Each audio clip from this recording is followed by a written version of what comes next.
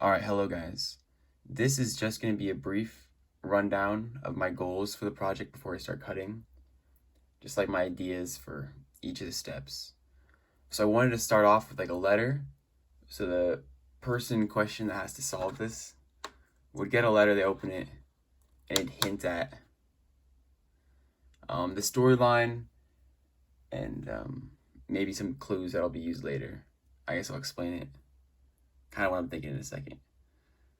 But, alright, so basically, I wanted it to be where you're saving the soul of people trapped in the piano, like past pianists and stuff like that. So, just mythology stuff that I could hint at.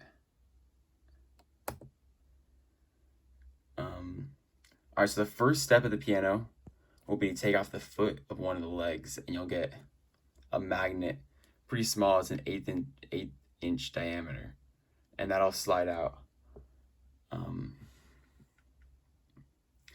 then use that for the next step.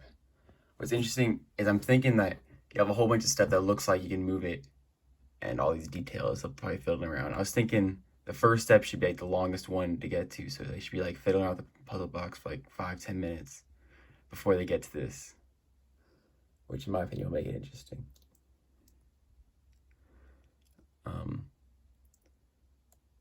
Yeah. All right, and then they're gonna use this magnet on the top of the lid. So in the lid, basically these are each like pins in a key in my mind. And so what they're gonna have to do is, so each of these circles are washers in a groove in the top of the lid. So you have a, oh shoot, touch screen. So basically to make it, we'll have to cut the lid in half, like width-wise, like thickness-wise, height-wise. And I'll put some grooves in, and each of these are mazes. So you can take the magnet and pull each washer into its maze before the kickstand can slide. Well, make it so it's forced to slide through. Because otherwise, if you pull it down, all these washers will pile up at the bottom and it won't be able to go. So the lid won't be able to open. And then as you slowly get all the washers in their mazes, it'll be able to slide open. And then also I was thinking, let's say if you drag this kickstand down to like here, it'll be mostly open, the lid will be. So I was thinking we have a gear on the hinge that's opening it, and that gear will connect to a latch that'll stop the key cover from opening, and the key cover will be the next step. So that'll force them to pull this rod all the way down before this will unlatch. So they'll have to completely solve it anyway. And maybe the gears can be shown and like visible, so they know logically they have to pull it down.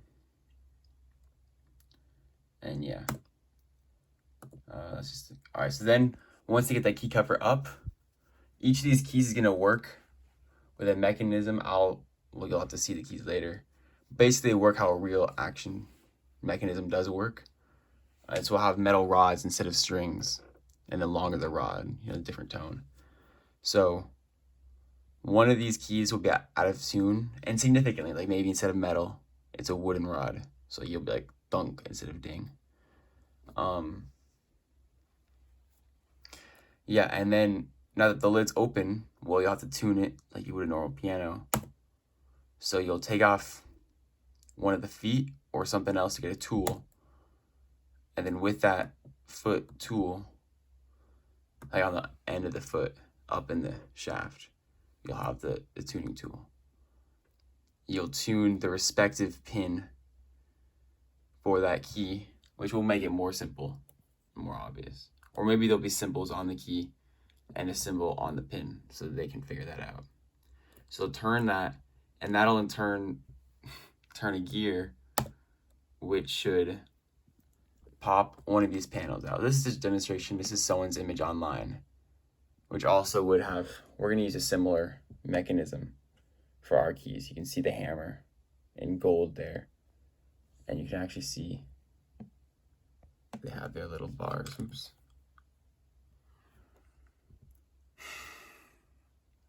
See, then this will push out the first panel.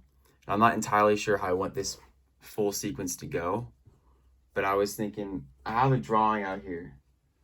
But basically, you'll do a sequence of panel movements. So one pops out, then you push that in, another pops out. You'll push both in, another pops out, and so on. And then for the final move, you have to push like a password almost. Because there'll be symbols on the bottom. You have to decode it with maybe matching symbols to the keys. And maybe from the letter in the past. You have to decode it, push like 3 or 4 of the keys in at the same time. And I was going to have that push out these holes on the opposite side. So you can now see in there. You can get a view of that. That's what I was thinking. That'd be the end goal of that. Okay. I'm just debating right now the order I want to go for this. But so in these holes, okay. Yeah, this is how I'm going to do it. All right, so then, little side tangent for now, but you'll understand. I was thinking you'll have a reservoir of water in here. I have it 3D printed right now. I can show you. Here, one second.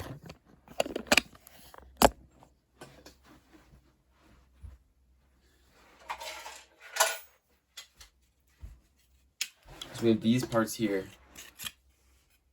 that I modeled myself. And in there, I can remodel, make it a little thicker. And, it's basically hollow. So we can put some water and store it in here and other places we can store water. And I was just thinking, you have some pipes in there, some plastic tubing, and you'd have to move, or I could 3D print it. You have to tilt the piano around to get the water to move. And eventually it'll come out one of these holes. And we can make it more complex too with a Tesla valve, so it only goes one way. And then we can have a certain point where you use a pump and you twist a knob and it'll pump it up with a wrist pump or whatever. And that can make it, drawn out. But then at some point the water will drain out one of those holes, and I want it drains in the water. So in this reservoir would be with it a little note in the bottle kind of thing, but a really small one. And that'll be a hint for this next step, the clocks. And with that water out, now you should be visible. Light should be able to go through these holes. And with that visible, you can see the clocks better. So I was thinking, be able to see all the clocks. We'd have a whole bunch of mirrors. Different angles. So you'd have to navigate through the mirrors to see each of the clocks. Make it, more difficult. And I think one clock from each of the ages. So you have a sundial, which will be another play in the light. Here's some modern clocks, analog clock, digital clock. Then this projector clock as well. I think it'd be kind of cool. And then with this, I'm not entirely sure how I'm going to use all this.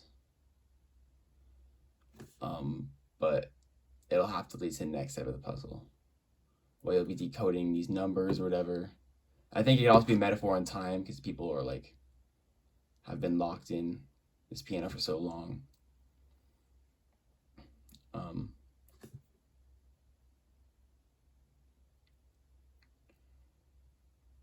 That, and then you see this one here.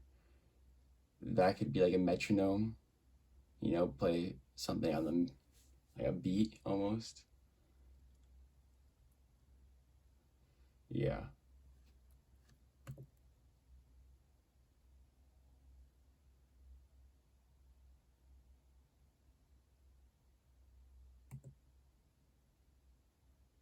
So these are all just reminders for myself, but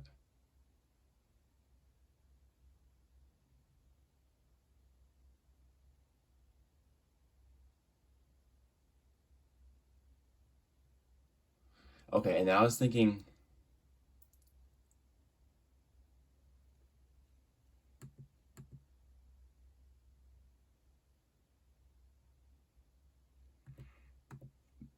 maybe the faces of the clock are tools, like universal joints.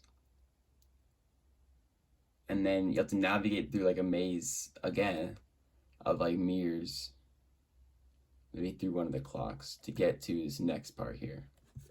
So you see how that looks like an hour hand and a minute hand. So maybe that'll be, you get a whole bunch of those as tools almost. And you have to use that to navigate through. Yeah, so maybe, you decode this, and that'll open up your maze whenever you get to the right time or whatever, however you do that. Then you'll get your minute hand and hour hands out and use that to navigate through a maze to reaching the other side of the piano, this music player, which will play a song that the participant will know the song. I can customize it per person.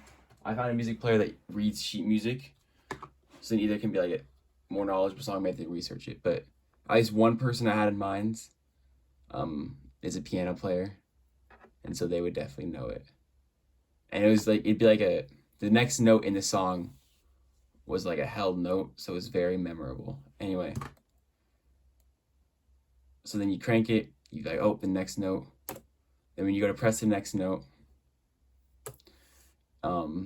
it would actually come out. So somewhere along the lines, one of these actions will have to unlock that, because obviously we don't want it coming out before this. And then on the back of this, I just easily edited it, but when they take it out, it'll be like carved. We can just carve in the wood, and it can be a simple key on the back end. And then that key will lock the piano shut. And then that's where the letter and the hints come in, like the hints for the clocks and stuff. It should really hint at, like, this is a bad piano. Like, we need to trap it so no one else gets stuck or whatever, So that way it's very, like, makes sense that locking the piano is the final action. And then also each person can keep the key and like use it as a necklace. I think that'd be a really cool feature of this puzzle box, as you can see there. And that's the end.